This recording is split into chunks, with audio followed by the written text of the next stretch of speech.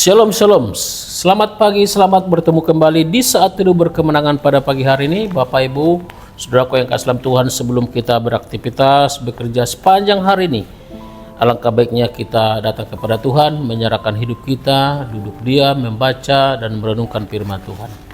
Kita awali pertemuan kita pagi hari ini, kita berdoa.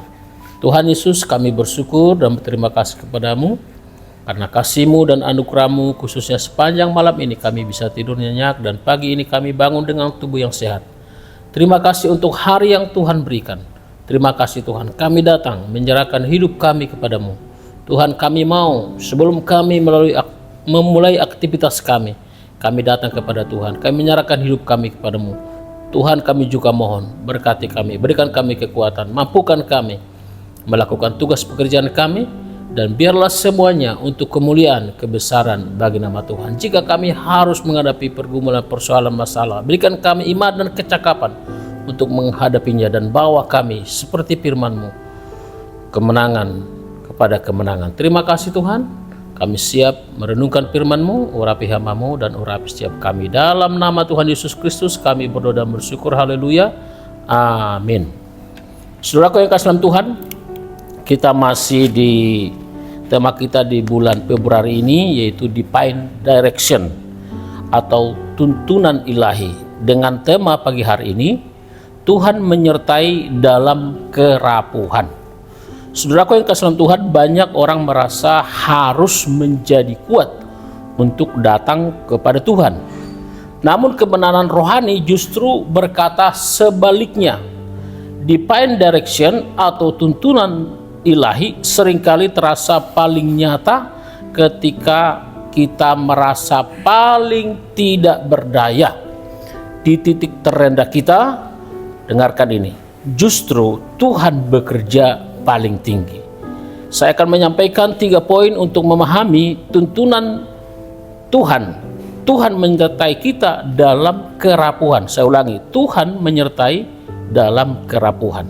Yang pertama, kedekatan Tuhan di saat hancur. Ketahuilah saudaraku yang kasih dalam Tuhan, dunia mungkin menjauh saat kita jatuh. Saat kita mungkin bermasalah, tidak ada orang yang menemani kita, yang kita bisa ajak ngobrol. Tetapi Tuhan melakukan hal yang sebaliknya. Dia adalah Allah yang mendekat ketika kita hancur. Dia adalah Allah yang mendekat, yang mendekap kita dengan kehangatan kasih-Nya. Seperti dikatakan dalam Mazmur 34 ayat 18, demikian firman Tuhan. Tuhan itu dekat kepada orang-orang yang patah hati, dan Ia menyelamatkan orang-orang yang remuk jiwanya. Saudaraku yang kasih dalam Tuhan, kerapuhan Anda bukanlah kerapuhan saudara, bukanlah penghalang bagi Tuhan. Justru itu adalah undangan bagi Tuhan, undangan bagi kehadirannya untuk menyatakan kuasanya, untuk menyatakan kemuliaannya. Poin yang kedua, kuasanya sempurna dalam kelemahan. Kita sering mengeluh saudaraku yang kasih dalam Tuhan, kita punya keterbatasan, kita lemah, namun disitulah kuasa Tuhan mendapatkan panggung yang utama. Seperti dikatakan oleh Rasul Paulus. Rasul Paulus belajar bahwa kelemahannya justru menjadi tempat yang paling baik bagi kuasa Allah. Seperti yang kita tahu, dia berkata di 2 Korintus 12 ayat 9, cukuplah kasih karuniaku bagimu, sebab di dalam kelemahanlah kuasaku menjadi sempurna. Ini ayat sudah sering kita dengar, kiranya memberkati setiap kita yang mungkin sedang rapuh atau sedang mengalami masalah saat ini. Saudaraku yang kasih dalam Tuhan, saat kita berhenti mengandalkan kekuatan diri sendiri, kita sedang memberikan ruang bagi Tuhan, bagi kuasa Tuhan untuk mengambil alih kemudi kehidupan kita. Dan seharusnya demikian, saudaraku yang kasih dalam Tuhan. Biarlah Tuhan yang mengendalikan atau mengambil alih seluruh kehidupan kita. Poin yang ketiga, kerapuhan sebagai pintu anugerah. Saudaraku, ketika kita mengakui bahwa kita rapuh, kita berhenti berpura-pura. Sikap jujur ini membawa kita ke tahta kasih karunia Allah. di mana pertolongan Tuhan sudah tersedia. Saudaraku yang kasih dalam Tuhan, oleh sebab itu dikatakan dalam Ibrani 4 ayat 16, sebab itu marilah kita dengan penuh keberanian menghampiri tahta kasih karunia, supaya kita menerima rahmat dan menemukan kasih karunia untuk mendapat pertolongan kita pada waktunya. Jadi kita harus berani untuk menghadap Tuhan dan menghampiri Tuhan. Supaya apa dikatakan di sini? Supaya kita menerima rahmat dan menemukan kasih karunia Tuhan bagi saudara dan saya. Saudaraku yang kasih dalam Tuhan, dalam kerapuhan kita, pimpinan Tuhan menjadi paling nyata. Mungkin saudara berpikir, Tuhan sedang jauh. Tuhan tidak pernah jauh, Dia selalu dekat dengan kita. Memang mungkin saat kita rapuh, kita stres, pikiran kita buntu, ya, kita tidak bisa meluaskan pikiran kita.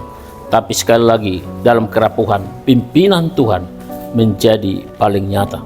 Kalimat terakhir saudaraku yang kasih dalam Tuhan, tuntunan Tuhan tidak diberikan kepada mereka yang merasa sudah tahu segalanya, melainkan kepada mereka yang berani berkata, Tuhan, aku tidak sanggup, tuntunlah aku.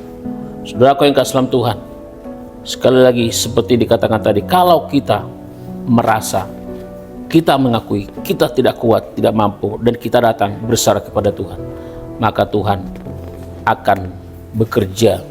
Sekali lagi, Tuhan justru bekerja paling tinggi di saat kita sedang rapuh. Kita tidak mampu, kita tidak berdaya, merasa tidak bisa berbuat apa-apa.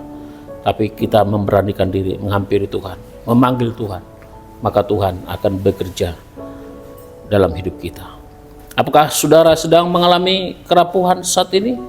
Percayalah dan hampirilah Tuhan, datanglah kepada Tuhan, maka Dia akan memberikan jalan keluar bagi saudara dan saya. Sekali lagi, kerapuhan adalah sebagai pintu anugerah bagi saudara dan saya. Kiranya anugerah Tuhan melimpah dalam setiap kehidupan kita. Amin. Untuk firman Tuhan, kita datang kepada Tuhan, kita berdoa. Terima kasih Tuhan, kami sudah mendengarkan kebenaran firman-Mu.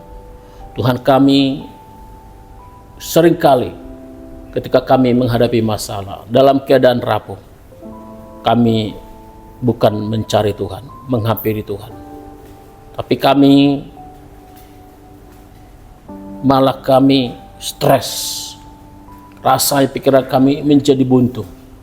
Tapi hari ini Engkau mengajar kami supaya kami menghampiri Tuhan, datang kepada Tuhan.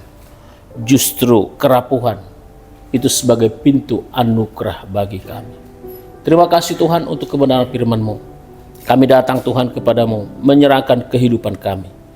Tuhan, tolong kami, Tuhan berkati kami. Tuhan, kami menyerahkan hidup kami ke dalam tangan-Mu sepanjang hari ini. Dalam aktivitas kami, kami mohon Tuhan menolong kami. Tuhan memberkati kami. Berikan kami kekuatan, berikan kami sukacita dan kemampuan melakukan tugas pekerjaan kami. Dan kiranya kebenaran firman-Mu yang kami dengar, terutama bagi mereka yang sedang mengalami kerapuhan, mereka diberkati dan mereka dipulihkan ya Tuhan. Terima kasih Tuhan. Jika di antara kami ada yang sakit Tuhan, kami mohon sembuhkan dengan kuasa-Mu. Oleh bilur-bilur-Mu kami menjadi sembuh di dalam nama Tuhan Yesus Kristus. Jika di antara kami Tuhan sedang mengalami pergumulan persoalan apapun yang menekan kehidupan kami, Tuhan berikan kami jalan keluar. Tuntun kami, bimbing kami, bawa kami kepada kemenangan demi kemenangan. Kami mohon kepada Tuhan, tolong kami ya Tuhan. Terima kasih Tuhan, pergumulan apapun Tuhan, keluarga, keuangan, anak-anak, pekerjaan, Tuhan kami berdoa kepadamu. Tuhan, Engkau tolong kami, Tuhan berkati kami. Biarlah kuasa-Mu semakin nyata dalam hidup kami. Kami rindu Tuhan, kuasa-Mu dinyatakan. Terima kasih Tuhan Yesus, terima kasih Bapa. Engkau Tuhan yang berkuasa atas hidup kami. Dalam nama Tuhan Yesus kami berdoa dan bersyukur. Haleluya. Amin. Demikian kebenaran firman Tuhan bagi kita pagi hari ini. Selamat menjalani kehidupan kita bersama dengan Tuhan, dengan tuntunan ilahi. Tuhan Yesus memberkati. Shalom.